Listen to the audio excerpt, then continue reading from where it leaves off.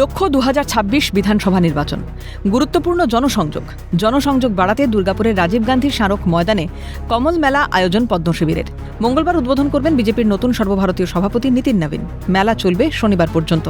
বাংলার হারানো সংস্কৃতিকে ফিরিয়ে আনা, স্থানীয়দের সুযোগ দানের পাশাপাশি মেলার মাধ্যমে তুলে ধরা হবে বিভিন্ন কেন্দ্রীয় সরকারি প্রকল্প।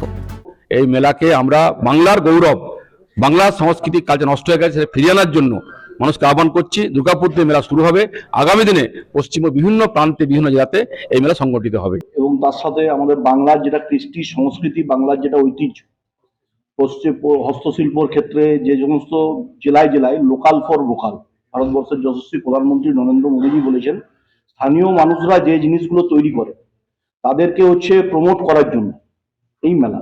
দিন দুয়েক বাদেই উদ্বোধন মেলার। তার আগে জোর তৎপরতা বিজেপির অন্দরে।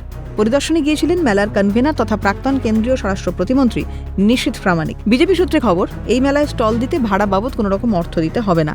দুর্গাপুর থেকে শুরু হওয়া কমল মেলা ধীরে ধীরে রাজ্যের অন্য অংশ আয়োজন করা হবে। এই অবস্থায় মেলার আয়োজন নিয়ে বিজেপিকে কটাক্ষ করেছে তৃণমূলের দেখানো রাস্তাতেই হাঁটতে হচ্ছে। বিজেপির উদ্দেশ্যে কটাক্ষ ছুঁড়ে দিয়েছেন পশ্চিম বর্ধমান জেলা তৃণমূল সভাপতি নরেন্দ্রনাথ চক্রবর্তী। যারা এর আগে তৃণমূল মেলা করার জন্য, উৎসব করার জন্য যারা খিল্লি করত, তাদের তৃণমূলের রাস্তাতে হাঁটতে হচ্ছে। এই সমস্ত বিভিন্ন রকম বিষয় নিয়ে শুরু হচ্ছে দুর্গাপুরে রাজীব গান্ধী স্মারক ময়দানে কমল মেলা।